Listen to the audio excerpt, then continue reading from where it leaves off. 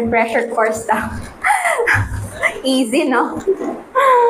Anyway, to start, so we have this gossip according to the world. So let's look at the definition first. So nakita naman natin dito na about dito sa mga ibang dictionaries. Kumuha lang ako sa Oxford at saka sa Cambridge. So nakita natin dito, same lang naman sila. Informal talk or stories about other people's private lives which may be unkind or not true. So gossip, conversation or reports about other people's private lives that might be unkind. Hindi ko na kailangan explain further, no? Kita-kita naman natin what gossip is according to the dictionary itself. But 2024 sa University of Maryland researchers, sinasabi nila dito na ang gossip is also a form of socialization na. Galing na. Kasi parang sinasabi nila na from there, nakakabuo ka ng relationship with other people. Galing. Gossip. So, if you want to build relationship, gossip. Okay, let's see kung tama nga ba yun. Hindi po kayo nag-agree. Okay. Sa CNN din, noong 2020, nireport nila na ang isang average person, they gossip 52 minutes a day.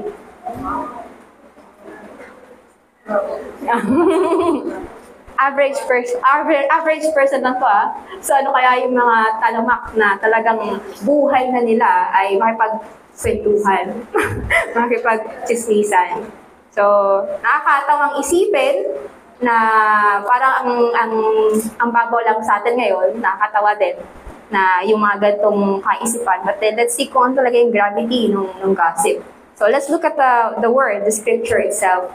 Sinabi sa Leviticus 20:16, ito ay the 9th commandment, no? So, isa sa 10 utos ng Diyos. Pabigat. You shall not give false testimony against your neighbor. At marami pa tayong mga related verses dito, makikita natin after this Westminster Larger Catechism. So, isa-isayin natin tong Westminster Larger Catechism. I will just read, but explanation will be later on. So, sa question 144, what are the duties required in the 9th commandment? So the duties required in the 9 commandments are the preserving and promoting of truth between man, and the good name of our neighbor as well as our own, appearing and standing for the truth, and from the heart, sincerely, freely, clearly, and fully speaking the truth, and only the truth in matters of judgment and justice, and in all other things whatsoever. A charitable esteem of our neighbors, loving, desiring, and rejoicing in their good name, sorrowing for and covering of their infirmities, freely acknowledging of their gifts and graces, defending their innocency, are ready receiving of a good report, and unwillingness to admit of an evil report concerning them, discouraging talebearers, flatterers, and slanderers, love and care of our own good name, and defending it when need requireth, keeping of lawful promises, studying and practicing of whatsoever things are true, honest, lovely, and of good report. Ang dami, no? Ang dami nire-require nung sa 9th commandment. But if you will only summarize this, it's just to love your neighbors as yourself. Makikita pa rin natin doon, ano? Na mahalin natin yung neighbor natin as ourselves. Paano ba natin minamahal yung sarili natin? So that's how we love them too. Pero dito, kita natin na maraming requirements. So, when gossip is not, kailan nga ba hindi ito chismis o hindi gossip? Kasi minsan, parang it's hard for us to know kung gossip nga ba. Parang, pwede ko ba i-share ito kay pastor? Pwede ko ba i-share ito kay kapatid na ganito? Kasi ganyan-ganyan eh. So, let's see kung gossip nga ba ito o hindi. So, it's not gossip when, the first one here, the matter is public record. So, it's more on information that's recorded in civil or ecclesiastical documents is a matter of public information. So, karamihan dito ay yung, for example, sa church matters is yung, ano yung word na yun? Maliban sa conversion testimony, pero pag pag-usapan yung wala so yung word sa utang, excommunication. Okay. So, yung mga taong involved doon, tapos alam naman ng buong church, and then you talk about it, you reflect on it, not to sirain pa, that you reflect on the situation, like what if it will happen to me, ganyan. So, it's not gossip at all. Okay, so kasi public siya. Everybody knows it. And for example, then yung mga nababalitaan natin sa TV, pinag-usapan nyo, uy, sa balita, ganyan, ganyan, ganyan. Hindi siya gossip kasi it's well known. Nationwide. Alam na lahat. At nangyari talaga yun. O, may pinatay si ganyan. Di ba mga balita? May sinaksak si ganito. So, alam na natin. Oy, nakakita mo ba yung balita na ganyan, na ganito, may nirape si ganyan. So, it's not gossip when you talk about news. Kasi it's worldwide. It's known. So, second is, you're seeking counsel about a matter. Ayan, ito na, very, ano naman to, very case-to-case based ito kung titingnan natin. So, sinasabi dito, genuine Christian concern for a brother or sister causes you to discreetly seek counsel about how to handle a matter with them. This is not gossip. So, first, you have to ask yourself kung genuine nga ba yung concern natin, or baka sinisiraan lang natin out of something. Out of envy, out of pride, and you will look more at that later on. So, hindi siya gossip kung talagang concerned ka sa kapatiran. For example, there is a brother or a sister na may nakita mo na may public sin ang ginagawa. Okay? At ikaw lang nakakita. Ikaw lang yung naka-witness ng pangyayari na yun. So, out of your care, ang sabi ng kapatid ko, I have to talk to my pastor. Don't talk to mas makakabata sa'yo or yung kaidaran mo. Talk to someone wise in the church to ask for what to do sa concern na yun. Should I talk to the person? Or most of the time, kung kaya, we do Matthew 18. Matthew 18 lagi tayo. We talk to the person about the matter, ganyan. But if it's public, they did it in public, you have seen it. So I think the pastor would be involved na rin. But again, it's a case-to-case matter pa rin. Ayun, so that's for the second one. And the next one is, justice is at stake. So alam naman natin to. Pag pinatawag tayo, witness tayo sa isang crime or anything na at stake ang justice, kailangan natin sabihin yung totoo. Kahit na secret yun. May nagsabi sa'yo, secret lang natin to, pinatay ko si ganyan. Tapos nalaman nila na ikaw yung witness and you will say sa court, ay, hindi ko alam. No, that's against God. Kasi sa court, kailangan mag-pledge doon, di ba? Na kaya ka sumumpa sa pangalan ng Panginoon, you will say truth and nothing but the truth. So if justice is at stake, you should not lie. You should say the truth. Hindi siya gossip. Kasi nandun ka sa court, talagang kailangan mong sabihin yun. And next is, you're protecting your neighbor's good name. If someone is speaking about a brother or sister in Christ and does not slander with his tongue and does no evil to his neighbor, then that person is not gossiping. So it's about like, alam naman natin yung, ay si ganyan sobrang na-edify ako kay ganyan. Katuwa yung paglaban niya sa kasalanan. It's not gossip. Kasi you are praising the person even though wala siya doon. So you're just talking about kung paano ka na-encourage ng tao na ito. Next is, you are a whistleblower against evil. Yan, parang this justice is at stake na So calling out those who are wolves in sheep's clothing is not gossip, but actually an honorable calling in Christ. So yun yung when gossip is not. So these are some things only na pwede nating sabihin na hindi ito gossip. Next, listen lang natin, ano, tapos na agad yung oras. What gossip is? Ayan, it's against God. Why is it against God? Kasi the gossip is to be in direct opposition to God. Kinakalaban talaga natin yung Panginoon at yung salita niya. So, you shall not go around the slander among your people. You shall not stand up against the life of your neighbor. I am the Lord. So the Lord Himself ordered this. He commanded this. And if we are going to gossip, if we are going to gossip, we are really fighting against not the person but God. Against the truth. Gossip is an enemy of the truth. It is largely dishonest. Kung di man siya dishonest, exaggerated. So, mali pa rin. Mali-mali pa rin yung mga information na sabi natin. Minsan, kulang-kulang, minsan, sobra-sobra. Ayan. So, it's really against the truth. Merong isang balita nakaraan, yung isang babae, nareklamo niya sa police yung isang rider na hinold up daw siya and all. Pero hindi pala totoo. So, ang nangyari, yung babae ngayon yung kakasuhan. Dahil sa false report na ginawa niya. So, it's really, ang pangit no, ang pangit ng gossip, just to revenge. Anyway, there is more sa mamaya. Against the gospel, gossip is the opposite of the gospel. Kita-kita naman natin, it bears bad news. Gospel bears good news. Kabaliktaran ng gossip.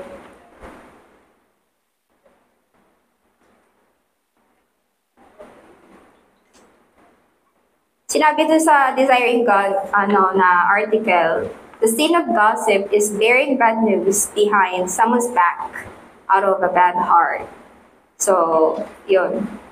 Lahat ng gagaling talaga sa puso natin. Kung ano yung lagay ng puso natin, it will just come out. You will just speak about it.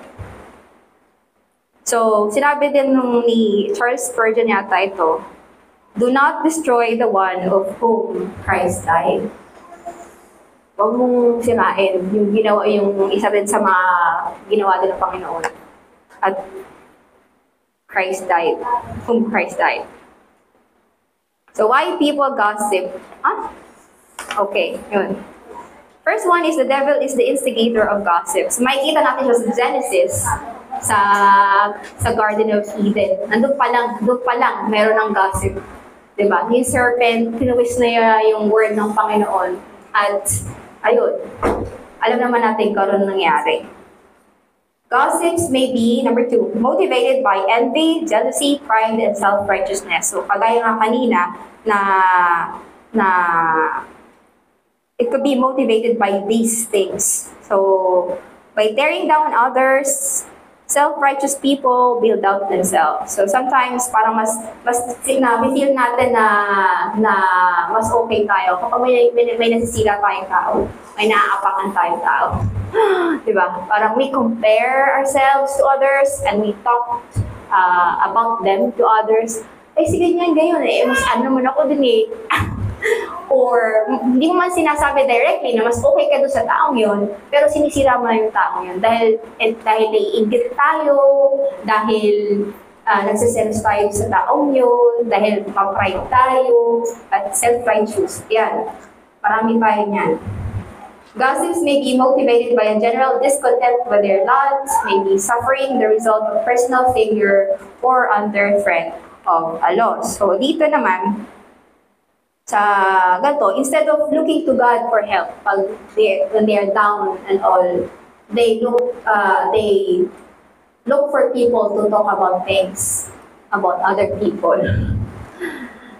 Ganito yung nangyari sa akin kasi dahil ganito, dahil sa kanya, dahil sa ganyan. So we don't really look at ourselves, but what did other people do? So, gossips may be steered by resentment. Eh, kagaya nga ng news kanina, na parang dahil lang sa galit niya, doon sa driver, hindi niya type yung driver or hindi niya gusto, nag-report siya ng hindi maganda sa police. Gossips may be motivated by a longing to be listened to. Ayan. Feeling natin minsan, we are so alone and we wanted to talk to someone na nakakalimutan natin na we have to protect our neighbor when we talk to someone. We share other people's private lives, which should not be. And so gossips are sometimes motivated by the absence of anything better to say. Pag wala tayong masabi, just to connect with people, yan yung socialization. Masyado tayong gusto natin maging in din doon sa usapan. So nagdadagdag tayo ng information na could be true, pero nakakasira naman sa ibang tao. So, yan, we have to be very careful also with that. At si Eleanor Roosevelt, if anyone knows, sabi niya, great minds discuss ideas, average minds discuss events, small minds discuss people. I have small mind from time to time. Pero, I would say, redeemed minds talk about the triune God. Sana yun yung maging usapan natin kapag nagtitipon-tipon tayo. Merong isang nusya tayo, isang article. Ang pangit ginamit niya yung verse, pero tinwist niya yung meaning. If 2 or 3 people are gathered in His name, there is gossip. Which is true.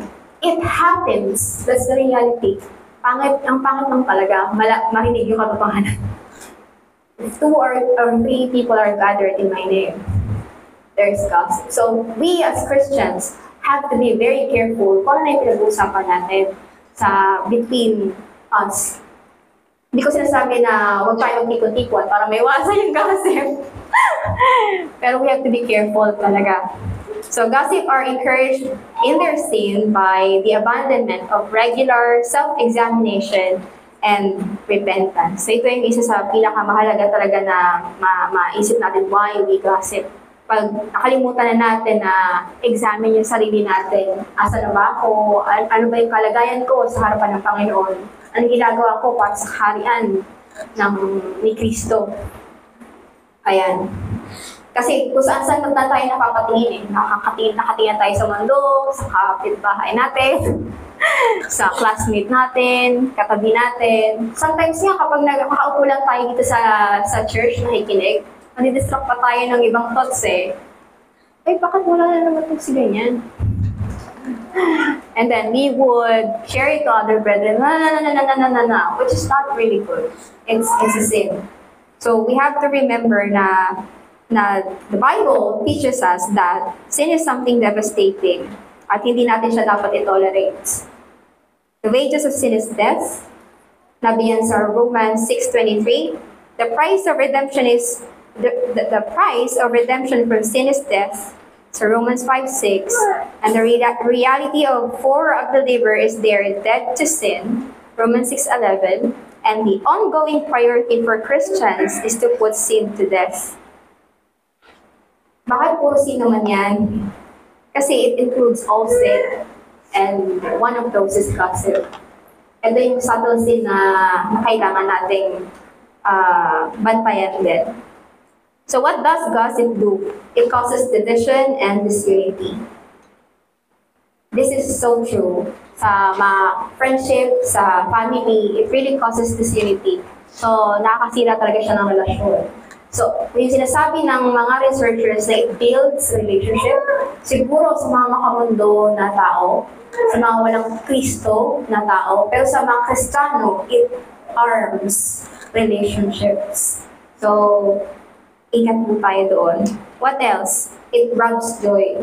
So dahil sa patuloy nating pag-gossip, nawala na tayo ng kasiyahan na makita pa yung kapatiran. Usapan lang naman nila ako Narinig ko, sinabi ni ganyan, sinabi kay ganito na ganyan. Until we don't trust each other anymore. So I was nakabigyo pa lang. So there was this, a part of a group before na may nangyaring gano'n. Na I've heard, pinag-usapan ako, pinag-usapan din nila ako ng ganyan, pinag-usapan din natin sila, until we don't trust each other anymore, which is very bad. Hindi siya maka-Kristiyano. Pangit siya. And it's a good thing na natuturuan tayo dito sa ARBC na mga tamang katuruan. And lastly, gossip kills. Yung simpleng salita pumapatay. if there are people, let's say na there are people who are really going through a lot of trying times, and then narinig nila, they've heard gossips about them, slandering their names, they could lead them to kill themselves, suicide. Especially yung mga walang Kristo, di ba? So, kaysa naman naharapin ko to yung shame na to, yung ganyan na to, I would rather die. So, mga kapatid lang sa iglesia, it would kill relationships. It would also lead na them na lumayo sa kapatiran, hindi lang sa kapatiran, worse is lumayo sa tipanan ng iglesia sa Panginoon. So, what should we do? Application dito is talk to people and not talk about them. Ito, kailangan natin talaga na maging careful not to talk about other people. If you want to talk about other people, talk about yourself over and over again. Kapag gusto mo nang naimabanggit na pangalan, alalahanin mo na ikaw mismo ay makasalanan. Call the sin by its name. So, hindi lang yung gossiper dito yung nagsisin. Even yung nakikinig. Okay? Baka naman sabihin nyo, ay, ang gossiper ka, pero excited kang makinig. Sinusulsulan mo pa. Nahilig lang naman ako, wala namang ginawa. I did not say anything at all. I was just there, I was just listening. No, you are also part of the guilt. Hindi ka innocent dito. So yun, you have to call the sin by its name. If someone comes to you bearing people's names or private lives, just tell them, did you talk to that person? Go. Huwag mo akong idamay sa pagkakasala mo. Rebuke them. Kasi it would really, hindi lang maapektuhan nung gossip yung sarili mo eh. It would affect also yung tao, also yung relationship natin sa Panginoon. So keep watch of your tongue. Ayan, alam naman natin yan. Yung tongue natin, kung ano-ano talaga yung ginagawa. So kagaya na sabi sa Biblia, when it sets a little bit of fire, talagang kakalat yan. Hindi lang magstay sa isang corner yung fire na yan. Na I am truly blessed sa asawa ko. Kasi dati, nung siyempre hindi pastor yung asawa ko. Hindi, siya lang pala yung asawa ko. Bakit yung term? Hindi ba wala? I mean, nung single pa ako, ayan, siyempre, iniisip ko, kapag pastor's wife, you share each other's burden. She-share sa'yo yung information ng members sa church. Isa yun sa mga maling katuruan na natutunan ko at naisip ko. Alam ko dapat lahat ng issues ng bawat isa kasi asawa ko ng pastor. Ay naku, buti na lang hindi ganun. I'm really grateful kasi nung minsan may tinanong akong issue sa asawa ko, ang nakaka-bless lang yung sinabi asawa ko, I am protecting you from sinning. And I'm protecting my brother in Christ. You don't need to know it. Parang sinampal. But it's truth. And that's a very loving rebuke. Sobrang mahal ako ng asawa ko. Mahal ng asawa ko ang intensya. At mahal ng asawa ko, higit lalo ang Panginoon. Sabi ko, ay nako. Lucky. Lucky! Anyway, pero yun, nawa ay, maisip din natin, hindi porke mag-asawa tayo ay may mga asawa tayo. Oo, kahit asawa natin, hindi pa tayo mapag-chismisan. Chismis pa rin yun eh. Oh, if your sister tells you something very private, as much as possible, do not share it to your husband. Private yun eh. Share sa'yo ng sister mo in Christ. Kahit na sabihin natin one flesh. Pero info, hindi one info. And be careful lang sa mga i-share natin. Pwede naman tayo gawin sa asawa natin. Pero be careful not to gossip. Not to gossip.